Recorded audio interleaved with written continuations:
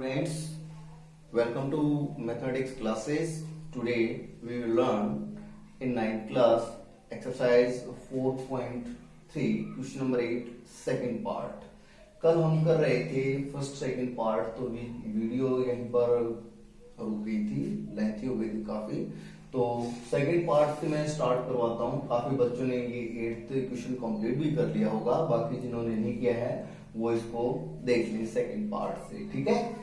तो इसके अंदर जो रिलेशन थी वो थी F equal to 9/5C plus 32, यानी टेम्परेचर जो होता है क्वेश्चन में लिखा हुआ है, in countries like USA and Canada temperature is measured in Fahrenheit, whereas in countries like India it is measured in Celsius. Here is a linear equation that convert Fahrenheit to Celsius.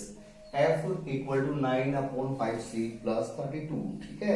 तो first जो part था उसके अंदर graph draw करना था, Celsius को x axis x और Fahrenheit को वाई एक्सिस यानी वाई कंसीडर करते हुए वो हमने कंप्लीट किया था। सेकंड पार्ट है, अब इसमें लिखा है if the temperature is 30 degree Celsius what is the temperature in degree Fahrenheit. Fahrenheit में क्या होगा, तो ये जो रिलेशन है ये लिखी हमने, इसके बाद लिखा हमने put C equal to 30 degree Celsius, then तब क्या होगा F equal to 9/5C, C की जगह 30 डिग्री रखा मैंने, 30 रख दिया, ठीक है, प्लस 32। तो यहां से कैंसिल हो जाएगा, 5 6 30, ठीक है, और 9 6 54, और प्लस में कितना है 32 32 है, और ये दोनों को ऐड करेंगे तो ये हो जाएगा हमारे पास 86 डिग्री, ठीक है, यानी 86 हो जाएगा। तो यहाँ लिखेंगे हम if temperature is 30 degree Celsius then temperature in Fahrenheit is 86 degree Fahrenheit. ये था second part. Now third part में ये जो रिलेशन ये लिखी है, उसके बाद इसने कहा, थर्ड पार्ट में कहा temperature is 95 degree Fahrenheit, then what is the temperature in degree Celsius, ठीक है। तो यहाँ पर हमने F की जगह 95 डिग्री है वो पुट कर दिया, ठीक है। तो यहाँ पर 95 F की जगह पर है इक्वल टू 9/5C, यहाँ डिग्री वगैरह लगाने की जरूरत नहीं है, लास्ट में आप लिख देंगे F की वैल्यू 95 ही पुट करेंगे, then 95 equal to 9/5C plus 32, 95 plus 32 इसको हम इधर लेके आ गए, ठीक है, और बाकी 9/5C इधर ही है, तो 95 माइनस 32 किया, यहाँ आ गया हमारा 63 इक्वल टू 9/5C। तो यहाँ से ये जो 5 था इधर मल्टीप्लाई था, इधर जाके 5 था डिवाइड में था, इधर आके मल्टीप्लाई हो गया, और 9 है वो डिवाइड में हो गया, यहाँ से कैंसिल हो जाएगा, 9 से 63 और आ जाएगा 7 5 35, C की वैल्यू 35 आ गई। तो आप लिखेंगे if temperature is 95 degree Fahrenheit then temperature in degree Celsius is 35 degree Celsius. ये था आपका थर्ड पार्ट। नाउ हम करते हैं फोर्थ पार्ट। फोर्थ पार्ट में लिखा है तो टेम्परेचर इज 0 डिग्री सेल्सियस, ठीक है। फोर्थ पार्ट कर रहे हैं अब हम। देखिए फोर्थ पार्ट बहुत इजी है, मुश्किल नहीं बिल्कुल। तो इसमें है कि टेम्परेचर वो कितना है 0 degree Celsius, then temperature in Fahrenheit में पूछा है, तो C की जगह आप 0 पुट कर देंगे, put C equal to 0, then यहाँ 0 आ जाएगा, और 0 को किसी भी नंबर के साथ आप मल्टीप्लाई करते हैं तो ये 0 ही हो जाएगा, 0 प्लस 32 आपके पास 32 आ जाएगा, और यहाँ लिखेंगे if temperature is 0 degree Celsius then temperature in Fahrenheit is क्या हो जाएगा 32 डिग्री फारेनहाइट। ये था हमारा पार्ट थर्ड, ठीक है। अब फोर्थ पार्ट करते हैं, question number 8 part fourth part में क्या कुछ है, ये फोर्थ पार्ट था, यह फिफ्थ पार्ट देखिए, ठीक है। फिफ्थ पार्ट में लिखा है is there a temperature which is numerically the same in both Fahrenheit and Celsius, if yes find it. कहते हैं कि फारेनहाइट और सेल्सियस के न्यूमेरिकली जो सेम आएगा वो क्या होगा टेम्परेचर। तो रिलेशन हमारे पास यही लिखेंगे F equal to 9/5C plus 32। तो इस क्वेश्चन के अंदर C और F है, दोनों को क्या करेंगे हम इक्वली कर लेंगे, ये लिखेंगे put F equal to C then we get, तब हमें क्या मिलेगा देखिए, यह लिखा C equal to 9/5C plus 32, यहाँ ये जो 32 है इसको हम इधर लेके जाएंगे और ये जो c है इसको उधर, ठीक है। तो ये हो जाएगा 32 इधर आके माइनस हो जाएगा equal to 9/5c minus c minus 32 equal to यहाँ इन दोनों में से c को कॉमन निकाल लेंगे, हमारे पास आ जाएगा 9/5, c कॉमन गया तो इसकी जगह आ जाएगा 1, ठीक है। माइनस 32 इक्वल टू, अब यहाँ देखिए 5 एकम 5 माइनस क्या हो गए, 9 माइनस में 5 4 हो गए, ठीक है। तो ये जाएगा 4/5 इंटू सी।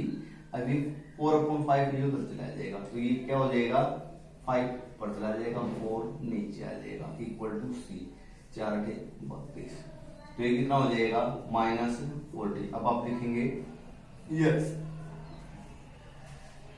पूछा है ना कि कौन सा हो temperature, yes find it, yes answer हो जाएगा -40 degree Celsius equal to -40 degree Fahrenheit, ये आपका आंसर हो जाएगा। तो यहाँ पर ये क्वेश्चन कंप्लीट हुआ, इस तरह से एक्सरसाइज 4.3 कंप्लीट होती है। नाउ हम करते हैं exercise 4.4। Now exercise 4.4, give the geometrical representation of y equal to 3 as an equation, first part in 1 variable, second part in 2 variable. देखिए ये जो एक्सरसाइज है इसमें क्वेश्चन 2 ही है, तो ये भी आपने ग्राफ में करने हैं, ठीक है। तो इसने लिखा 1 वेरिएबल, तो इसको इसके लिए कैसे करेंगे, y इक्वल टू 3 है। आपको पता है कि y की वैल्यू के लिए स्टेट जो वर्टिकल लाइन होती है वो करते हैं, और x की वैल्यू के लिए हम हॉरिजॉन्टल लाइन जो कि ऐसे आती है वो करते हैं। तो इसमें आपने क्या करना है, ग्राफ पेपर पर एक ऐसे बिल्कुल with the help of scale एक स्ट्रेट लाइन ड्रॉ करनी है, ठीक है। यहां पर आपको पता है आप लिखते हैं 0, फिर लिखते हैं 1 2 3, 1 2 और यहां लिखेंगे आप 3, तो ये निशान लगा देंगे आप और यहां लिख देंगे y इक्वल टू 3। ये ज्योमेट्रिकल रिप्रेजेंटेशन है, ठीक है, y equal to 3 in 1 variable के अंदर। अब इसका जो सेकंड पार्ट है वो करते हैं। सेकंड पार्ट में लिखा है इन 2 वेरिएबल। 2 वेरिएबल के लिए इक्वेशन को कैसे लिखेंगे वो देखिए आप। तो आप इसको हम ऐसे लिख सकते हैं 0 into x plus y equal to 3, ठीक है। देखिए 0 को किसी भी नंबर से मल्टीप्लाई करते हैं आपको पता है 0 ही आता है, तो ये इक्वेशन एक तरह से y इक्वल टू 3 ही है, ठीक है। अब इसके लिए इसके सॉल्यूशन की टेबल बनाते हैं। टेबल बनाई हमने, now make a table for the above equation. Now make a table for above equation.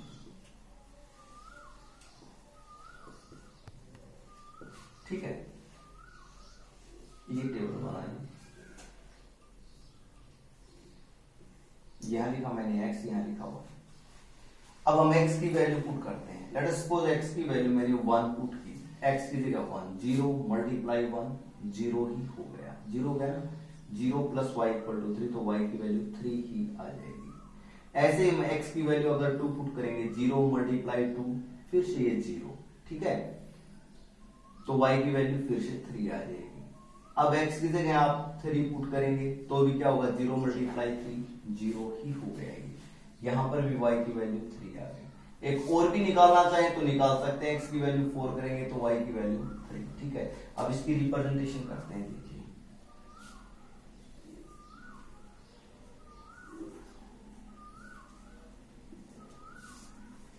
ये पता है आपको x एक्सिस है, ये आपको पता है कि y एक्सिस है, ये ओरिजिन 0, ये भी ग्राफ नहीं करना आपने, यहां आ जाएगा 1 2 3 4 5, यहां पर 1 2 3 4। देखिए x की वैल्यू 1 रखी तो y की वैल्यू आ गई 3, यहां पर x की वैल्यू 2 तो y की वैल्यू फिर से 3, फिर से यहां पर, ठीक है। 3 रखेंगे तो भी 3 आ गई, 4 रखेंगे तो भी 3 आ गई। अब क्या करना है आपने, with the help of scale इनको ज्वाइन कर देना है आपने। 1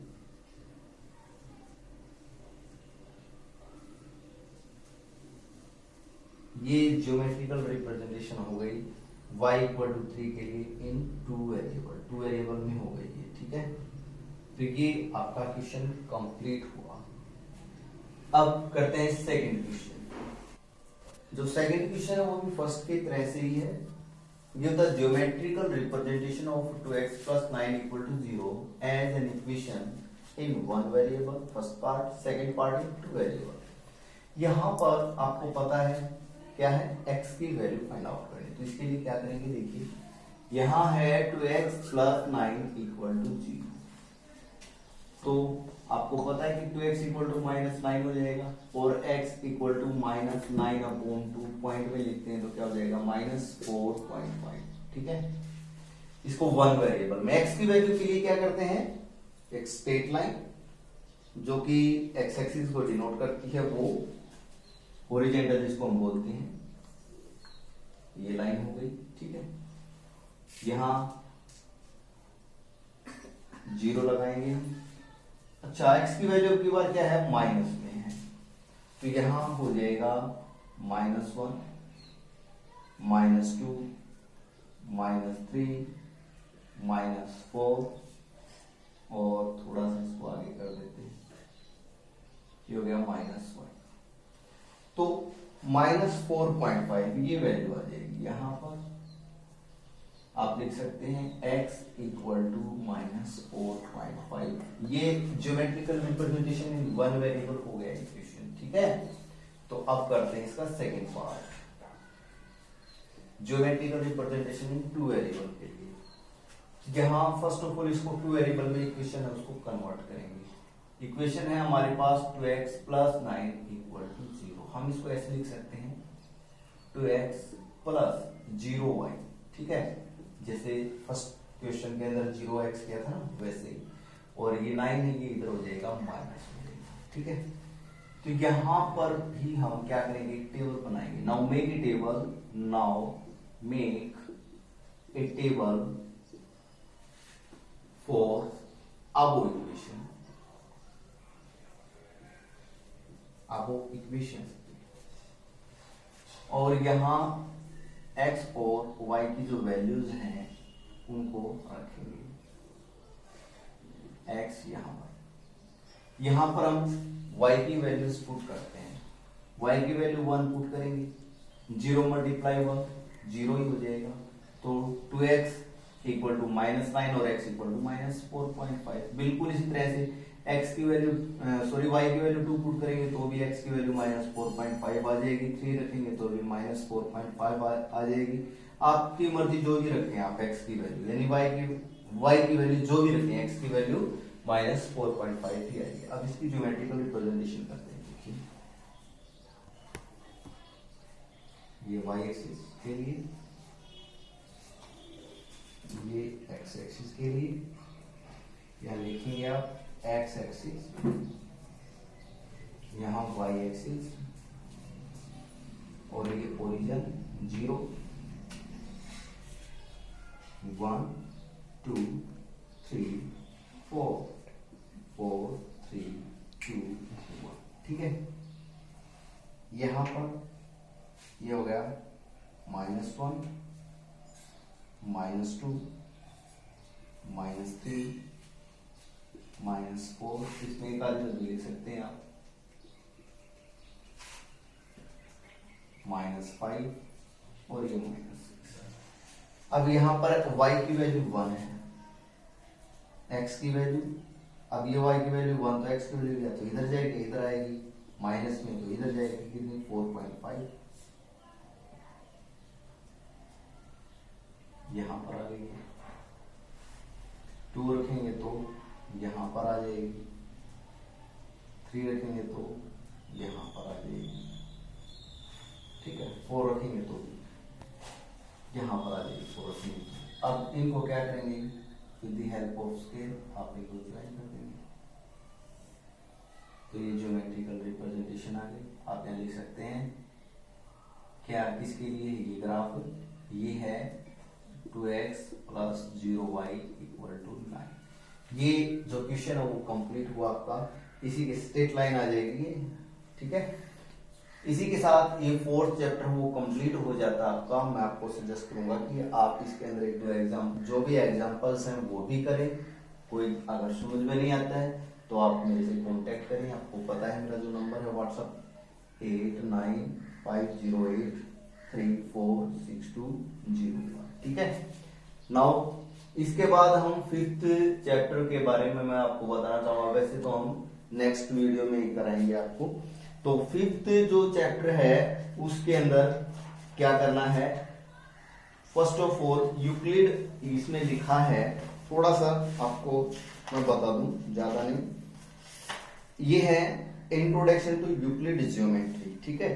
तो इसके अंदर आपने अच्छे से याद करने हैं यूक्लिड के पोस्टुलेट। कुल मिलाकर के ये 5 पोस्टुलेट हैं, ठीक है। पोस्टुलेट का मीनिंग आप समझ रहे हैं, उसकी जो अवधारणाएं हैं, उसकी जो नियम है, उसने जो नियम निकाले थे, दिए थे, वो हैं। तो वो आप अच्छे से याद कर लें, ठीक है। वो याद कर पाएंगे तभी आपकी एक्सरसाइज 5.1 और 5.2 है ये कंप्लीट होगी, यानी फिर चैप्टर कंप्लीट होगा।